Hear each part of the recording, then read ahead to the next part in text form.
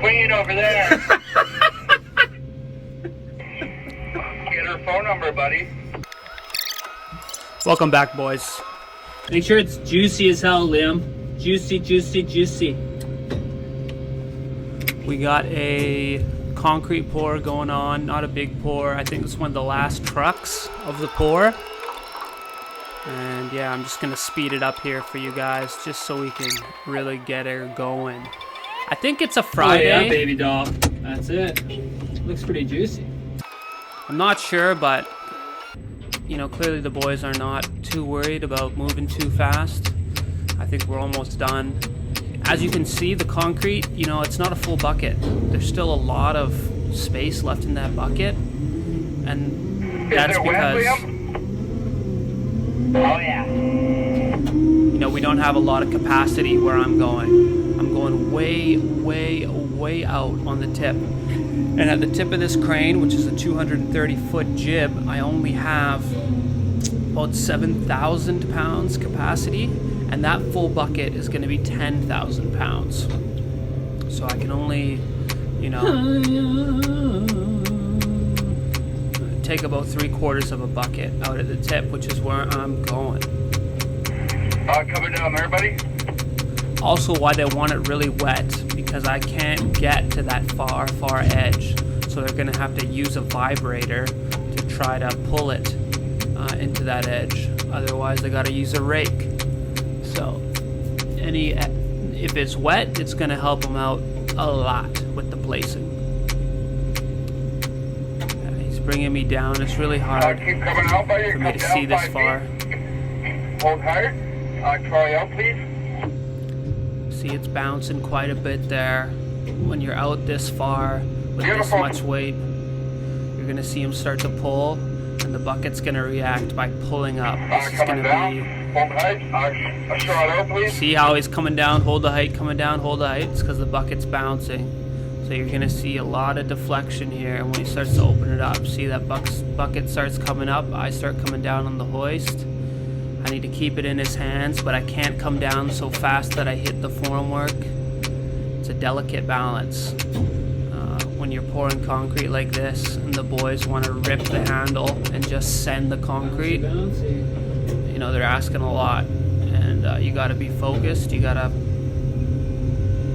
know what you're doing. That's pretty much it. Look at that shadow.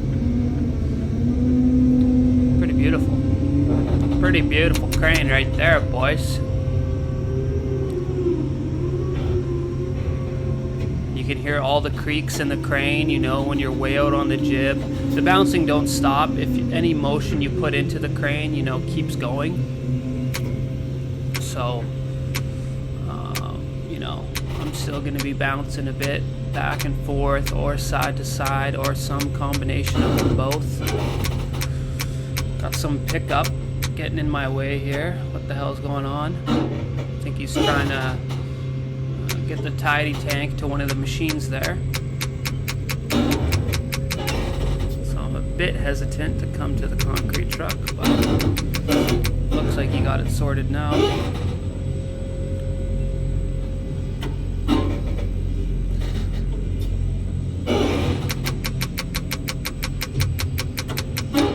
Right into his hands and a little out, and boom, right on the ground, right where we need to be. Beautiful.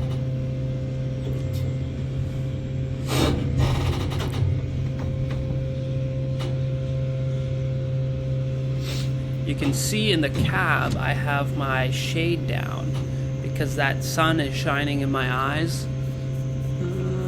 So yeah, this is going to be more in the afternoon because that's from the east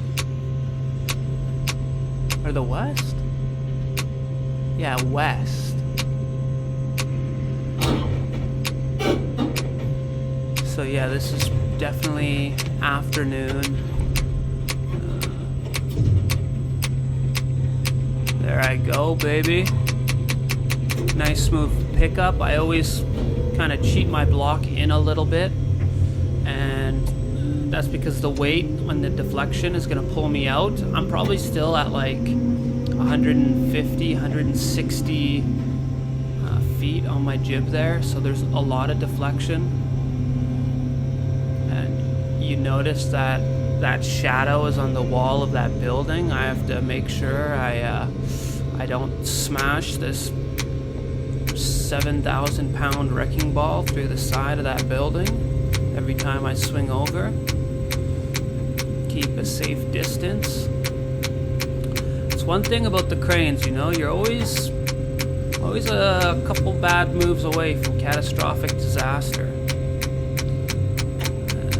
You know, a lot of guys think that, oh, look, I'm over top of some guys. You really can't tell right now. And you might think that I'm directly over top of these guys, but I'm not. And see how he just moved there? That's because he was like, you know what, I'm going to move out of the way, I'm going to give the bucket space, and I'm going to let him come down. Maybe I wasn't standing in the best spot. Coming down 3 more feet, please. Trolley out.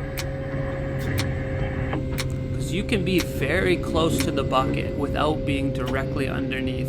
A lot of guys, you know, don't understand this because they just don't have the experience and haven't worked with cranes a lot. So anytime the bucket even gets near a machine or a guy, they think, oh my god, you're flying overhead, you're not allowed to do that. But yeah, that just really shows that they don't know what the hell they're talking about. You know, how the heck am I supposed to get where I need to go? There's just no way to stay 10 meters away from everyone on site. You know, there's hundreds of guys down there working. And, you know, you don't ever want to fly directly over any machine or any person. But even right here, look at that. Yeah, it kind of looks like I'm flying over him, right? But in reality, I'm probably 50 feet shy of him. So it's not even close. So yeah, it's a bit of a trick on the eyes. It's hard to really tell unless you're up there. And even when I'm in there, you know, I do my best to gauge it with what I'm seeing. But what I'm seeing is not going to be Shoot down, ma'am, shoot down. a perfect representation of what's happening on the ground. So yeah, it's actually the onus, you know, it's on me to not fly over guys, but really the onus too is on the guys on site. You know, they know the cranes are there. I'm honking my horn. They know to look up. And if someone's ignoring the horn and is constantly walking underneath my bucket, I'm going to take a picture and I'm going to send it to the safety guy, and the safety guy's going to kick him off site. And he's going to tell him to come back when you learn how to work safely around the cranes. Because what am I supposed to, like, what can I do? The only thing I can do is stop and not fly over guys. That's the only thing I can do. But if someone wants to run around and just stand under the bucket with their mouth open, I mean, I don't have radio contact with them. I can't stop someone from doing that. You know, your safety is always up to you. And as a crane operator, you have to take this and everyone else's safety very seriously. And yeah, all the guys, and most guys are really good about it. You know, no one wants to be under a load. So yeah, it's usually works out good. And if you're having a problem with some person that's always walking under the loads, then you just inform the powers that be, and they're gonna straighten them out real quick. See, even there, it might look like I'm going over that machine, but in reality, it's not even close. Oh, sweet child.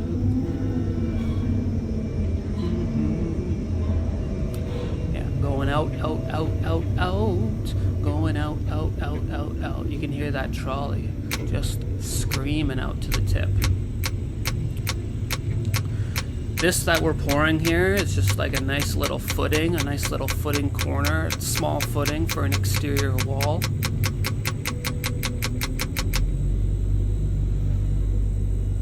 I go slow when I raise it down because when you're this far out at the tip, you know, any jerky movements are gonna result Oh yeah, coming down there, buddy.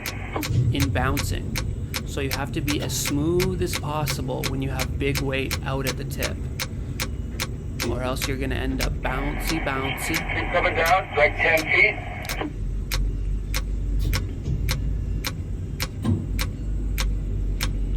He's giving me his hand signal, that's great.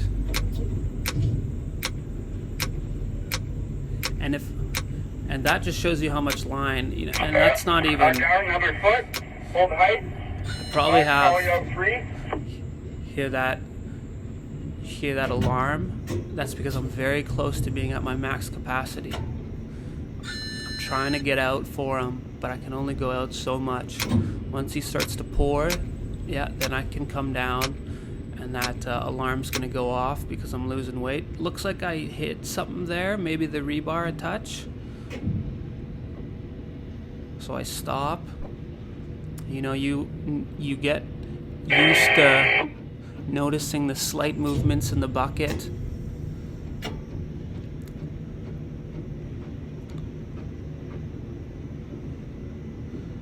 And just look at how much of a full contact sport this is. You know, placing concrete with a tower crane like this.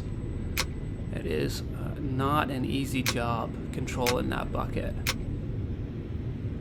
Learning how to get it in the perfect position. Got the guy on the vibe on the far side trying to work that concrete into the corner of the formwork there.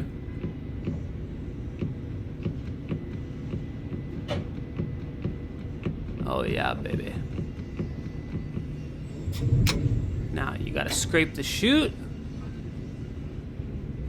so I don't drip over the whole job site while I fly over.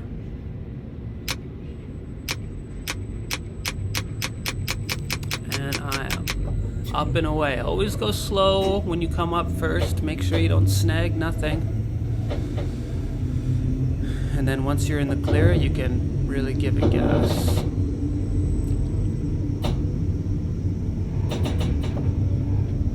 Oh yeah, baby. Love that sound of that trolley and that slew.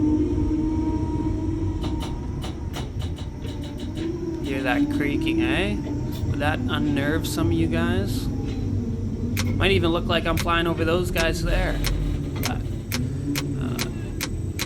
just believe me, you can tell, you cannot even see what I'm flying over. It's not even in the screen. You know, I'm probably not even over those long blocks yet. Now I'm probably over the road. Yeah.